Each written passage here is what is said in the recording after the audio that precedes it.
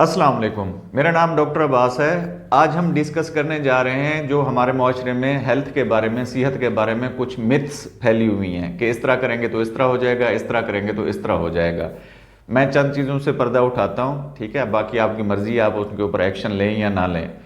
पहली पहली बात यह है, जब हम क्लिनिक में बैठे होते हैं तो पेशेंट का अगर ब्लड प्रेशर कम हो, हम उसको कहते हैं कि जी फ्लूइड्स लगवा लें या कुछ और उसको मेडिकेशन देने की कोशिश करते हैं। वो कहते हैं नहीं डॉक्टर साहब, फ्लूइड्स को रहने दें, मेडिसिन को रहने दें, मैं घर जाके अंडा खाऊंगा, उससे मेरा ब्लड प्रेशर रेज हो जाएगा। ये टोटली बिल्कुल ही गलत है। हाँ, अंडे के ऊपर अगर नमक लगा के आप खाते हैं तो तब तो शायद थोड़ा बहुत बढ़ जाए नमक की वजह से, अदरवाइज अंडे का ब्लड प्रेशर को बढ़ाने में कोई रोल नहीं है। दूसरी मिथ ये है कि जब आप पेशेंट का ब्लड प्रेशर बढ़ा होता है तब आप उसको कहते हैं कि जी ये इंजेक्शन लगवा लें और ये वाली मेडिसिन ले लें, आपका ब्लड प्रेशर नॉर्मल हो जाएगा। वो कहते हैं नहीं, मेरा ब्लड प्रेशर बिल्कुल नहीं बढ़ता, कभी कभी बढ़ जाता है, तो मैं घर जाके कोई चीज़ मीठी खा लूँगा तो ब्लड प्रेशर उससे कम हो जाएगा। ये भी एक टोटली रॉन्ग मिथ है, ठीक है, रॉन्ग कंसेप्ट है जो लोगों का बना हुआ है। तीसरा एक रॉन्ग कंसेप्ट ये है कि दूध जलेबी खाने से मर्दाना ताकत बढ़ जाती है, जो कि टोटल रॉन्ग है।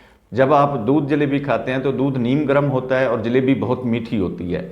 जो ही आप खाते हैं वो मीठा फिर आपके ब्लड के अंदर जल्दी से अब्जॉर्ब होना शुरू हो जाता है, जिसकी वजह से आपको फील होता है कि जिस्म में बहुत ज़्यादा गर्मी आ रही है, तो इसका मतलब है मर्दाना ताकत में भी इजाफा होता है, जो कि रॉन्ग कंसेप्ट है। चौथे नंबर पे क्या आ जाता है, मछली खाने से मर्दाना ताकत में इजाफा होता है। भाई मछली एक आम गोश्त की तरह की एक प्रोटीन है, लेकिन ये है कि ये फर्स्ट क्लास प्रोटीन में इसको पहले नंबर पे काउंट किया जाता है, लेकिन इसका भी कोई कंसेप्ट नहीं है मर्दाना ताकत को बढ़ाने में। पांचवें नंबर पे आ जाती है चावल खाने से खांसी बढ़ जाती है। टोटल रॉन्ग कंसेप्ट है। चावल भाई कार्बोहाइड्रेट्स हैं, ज़्यादातर तो उसके अंदर कार्बोहाइड्रेट्स हैं, तो वो कैसे आपके जो है ना खांसी की सतह को बढ़ा सकते हैं, ये भी एक रॉन्ग कंसेप्ट है। छठे नंबर पे केला खाने से खांसी में इजाफा होता है। भाई ऐसा कुछ नहीं होता, केला खाने से भी खांसी में इजाफा नहीं होता। केले के अंदर तो सारे मिनरल्स होते हैं, विटामिन होते हैं और उसके अंदर कार्बोहाइड्रेट्स होते हैं, उससे क्या हो सकता है, खांसी में कोई इजाफा नहीं करता, बल्कि उस वक्त सेहतमंद होता है अगर आप पेशेंट को केला देते हैं तो। सातवें नंबर पे कंसेप्ट आ जाता है कि सावन भादों में बोतल नहीं लगवानी चाहिए, ड्रिप नहीं लगवानी चाहिए। अब सावन भादों का वो मौसम है जिसमें लूज मोशंस बंदे को सबसे ज़्यादा लगते हैं, क्योंकि बारिश की वजह से मक्खियाँ ज़्यादा हो जाती हैं, नमी की वजह से इन्वायरमेंट में, तो उसी में ही वो वजह बनती हैं लूज मोशन काज करने की। लेकिन हमारे यहाँ कंसेप्ट बना हुआ है जब सावन भादों मिक्स हो तो आपने ड्रिप नहीं लगवानी। वही लूज मोशन बंदे को लगे हुए हैं, डिहाइड्रेशन है उसको, अगर ड्रिप नहीं लगाएंगे तो कैसे ठीक होगा वो। इसलिए ये भी एक टोटल रॉन्ग कंसेप्ट बना हुआ है।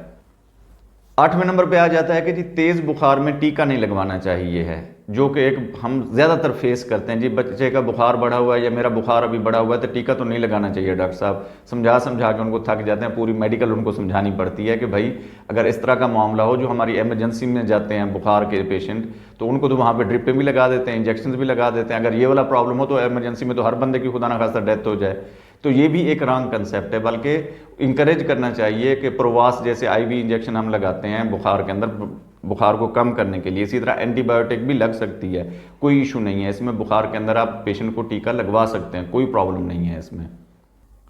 9वें नंबर पे आ जाता है कि अगर किसी को खुदा ना खास्ता सांप डस ले तो उसके जख्म के ऊपर मुंह रख के उस जहर को चूस लेना चाहिए, जो कि खतरनाक अमल है, उससे आपकी जान भी जा सकती है। रीज़न क्या है कि पेशेंट को जब अगर किसी पाँव पे किसी सांप ने डसा है उसको, उसका जहर तो पहुंचते पहुंचते शायद टाइम लगा दे उसके दिल तक या पूरी बॉडी में फैलने तक, लेकिन जो आप चूस रहे हैं वो डायरेक्टली आपके मुंह के अंदर से अब्जॉर्ब होके जहर वो आपके पूरी बॉडी के अंदर जा सकता है, जिससे खुदा न खास्ता आपकी डेथ के चांसेस ज़्यादा हो सकते हैं। इसलिए जब किसी को खुदा न खास्ता सांप डस लेता है तो उस जख्म को क्लीन करें।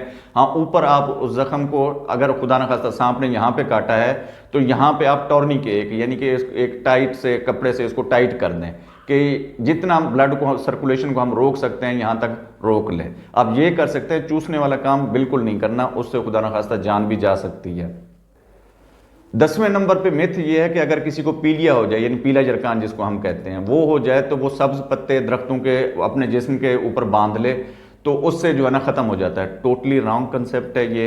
उसकी रीज़न ये है कि हमारे कंसेप्ट क्यों बने हुए हैं ये, कि जो हेपेटाइटिस है, जो पीलिया होता है, यरकान हमें गर्मियों में अक्सर होता है, वो वायरल डिजीज़ है।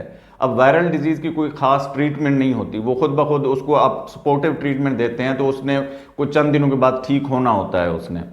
इस यरकान के साथ भी यही मसला है। जब आप हरे पत्ते बांधते हैं अपनी गर्दन के इर्द गिर्द या अपने जिस्म के ऊपर, अब वो 2-4 दिन तो लेते हैं सूखने में, तब तक यरकान ने भी ठीक हो जाना होता है। तो हम यही समझते हैं कि जी ये इन पत्तों की वजह से हुआ है, बाबा जी ने पढ़ के दिए थे, दम करके दिया था, तो ये पत्तों से मैं ठीक हो गया हूँ। खुदा ना खास्ता आप ऐसी उसमें कन्फ्यूजन में ना पड़े रहिएगा, ठीक है। अपनी जो भी खुदा ना खास्ता प्रॉब्लम इनमें से कोई होती है तो जल्दी से जल्दी अपने डॉक्टर के पास जाना है और अपनी ट्रीटमेंट सीख करनी है उससे। उम्मीद है इस वीडियो से आपको बहुत सारी मालूमात मिली होंगी। हमारे चैनल को लाइक, सब्सक्राइब और शेयर ज़रूर कीजिएगा।